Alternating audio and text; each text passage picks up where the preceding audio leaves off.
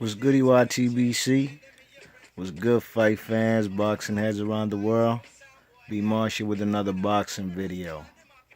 So on this day in boxing history, May 9th, 1992, Meldrick Taylor faces Terry Norris, terrible Terry Norris.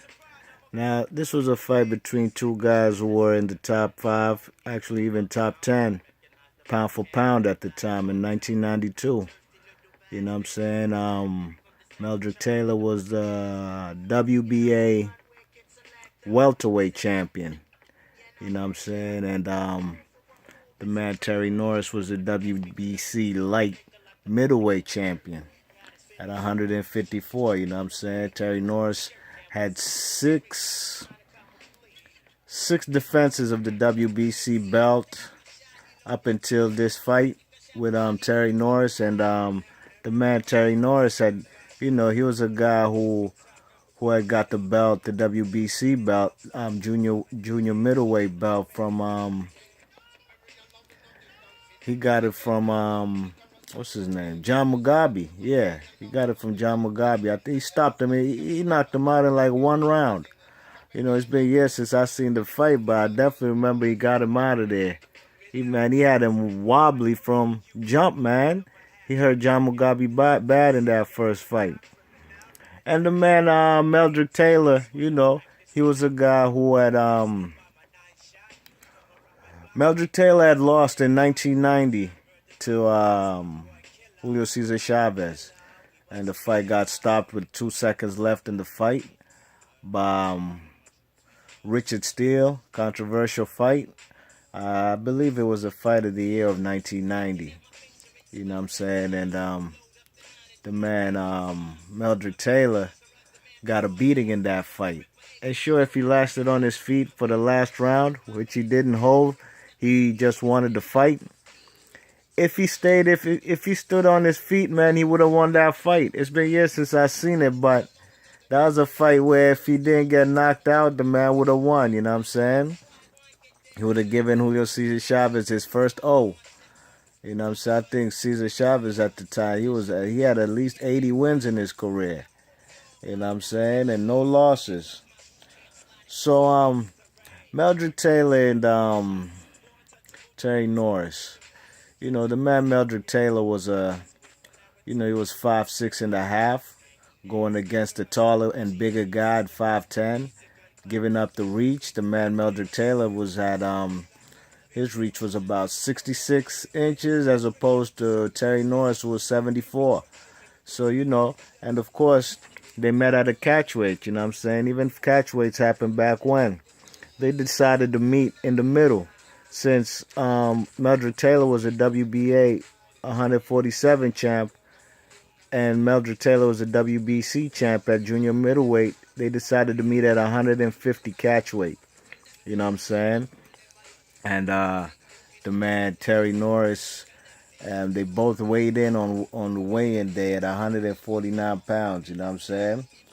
So the man Terry Norris, he was known as a slugger, man. One thing I do remember about Terry Norris, he was a guy, the same way he could dish out punishment, as far as knocking fellas out, same way he could go out too, you know what I'm saying? He was quite a chinny guy.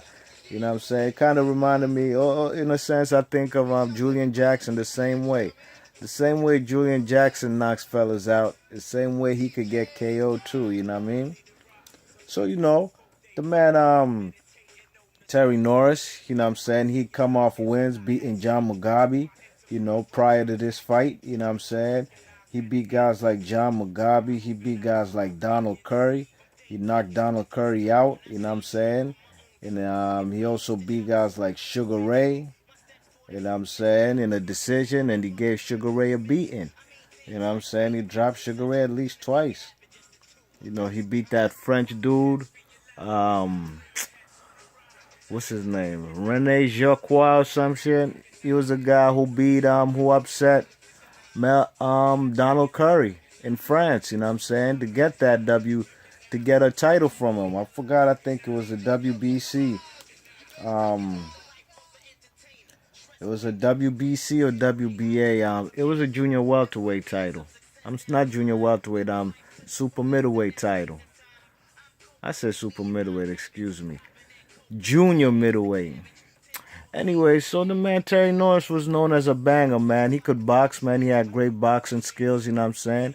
But he had dynamite in his right hand, and it showed in this fight, you know what I'm saying? The fight started off with both guys throwing their jab, trying to establish who's the better boxer. You know, the man Meldrick Taylor, you know, he'd also shown he can box when he stopped the man Buddy McGirt. He stopped Buddy McGirt in the 12th round. So in this fight, he wanted to display his awesome and very fast hand speed. You know, Meldrick Taylor had tremendous hand speed, and that's what he did in the first round of this fight against Terry Norris. Man, he tried to display that hand speed. You know, occasionally coming in, but you know, anytime he came in, Terry Norris was pumping that jab too to set up his right hand. That's what he was trying to do the whole night. You know, the man Terry Norris was a bigger guy, of course. He ain't respect the man Meldrick Taylor's power. You know, he took some clean flush punches from Meldrick Taylor just so he could land his right hand, you know. And, you know, the first round, you know what I'm saying, Meldrick Taylor started off hot. He started off very fast. But then, you know, the last 2 minutes of the round, what's his name, Terry Terrible Norris, he started catching up with Meldrick Taylor. And, you know, he was jabbing and throwing that right hand, you know. The second round, the same thing, same way it went. The man, Meldrick Taylor, was now he was more taking chances, you know what I'm saying? Trying to get on the inside, you know what I'm saying? But he kept getting back down by a jab or a right hand from Terry Norris, you know what I mean? And at this point in time, you could tell in this fight, man, Terry Norris has landed the more thudding punches, the more punches that are more cleaner, effective punches, you know what I'm saying? And Terry Norris just started taking control of the fight. You know, by the third round, the man Meldrick Taylor is now swinging for the fences. You know, he knows now he's in an uphill battle because he's facing a slugger, you know, a boxer puncher, you know what I mean? And now he knows his weight and the size difference is now taking a toll. So now he's just, you know, he got the instructions from his corner that he needs to get on the inside, you know what I'm saying? Because fighting from the outside is detrimental to him because the man Terry Norris had the reach advantage. You know what I mean? And then Terry Norris, man, by the time the fourth round came about, man, he figured the man Meldrick Taylor out, and he was hurting him, man. He dropped him twice in the fourth round. The first one was, he hit him with like 3 chopping right hands over the top, you know what I'm saying? All of them, they staggered him, and it got Meldrick Taylor off balance. And the man was now, you know, you could tell now, man, the only way he has a chance in this fight is if he gets a knockout or something. And that was highly unlikely because, you know, he had the hand speed, but the punches weren't effective to the point where he could keep Terry Norris off of him. You know what I'm saying? And then the second knockdown, the man Terry Norris had Meldrick Taylor on the ropes and caught him with the clean, straight right hand. Boom! And it snapped Meldrick Taylor's head back while he was on the ropes. And the man Terry Norris followed up by another overhand right straight off the top that caught him on the top of the jugular, right on top of his head. And he went down. And he got up again for the second time in this fourth round. And the man, Terry Norris, proceeded to wail on him and straight go ahead. And all he was doing was setting up that left hand, the jab, to throw overhand rights. And he caught him with 3 more in a row. And he didn't go down, but the man, the ref, what was his name?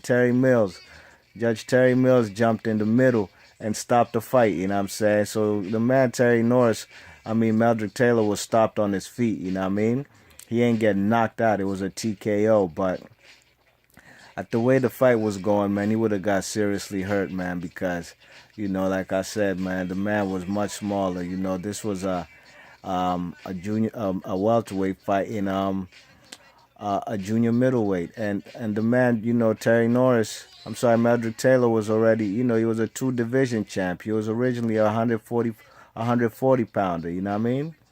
So, you know, this was a good fight back in the day. Terry Norris was top 3, number 3 on the pound-for-pound list. The man, Meldrick Taylor, was number 5, you know what I'm saying? He was a 2-division champ, Meldrick Taylor, you know. He lost, his only loss prior was to Julio Cesar Chavez, and we already know the man Meldrick Taylor was a gold medal Olympian in the 1984 Olympics in Los Angeles. You know what I'm saying? So this was a good fight back in the day, man. I mean, how many times do you see these days a number 3 pound for pound guy fighting against the number 4? You know what I'm saying? Or number 5? You know, to me, you know, that's almost equivalent of like Chocolatito right now fought Rigondeaux. You know, that'd be a great fight. You know, the guys make a concession, meet somewhere in the middle. You know, because they're both not in the same weight classes. You know, that would be something nice that we could see. Or maybe, you know, the man. And I mentioned, I gave the example of Rigo and Chocolatito because according to Rig Magazine, they're both in the top 5 of the pound-for-pound list. So this was a good fight back in the day, man. You know, Terrible Norris, you know, they both took some losses after this in their career, you know. But Terrible Terry Norris was a great fighter, you know what I mean? Meldrick Taylor, he got ruined in that Julio Cesar Chavez fight. You know, the man got, you know, he got damaged. You know, he spent the night in the hospital. You know, he was urinating blood. You know what I'm saying? He had bruised lungs and a bruised liver. So he got a beating, and he was never the same after that.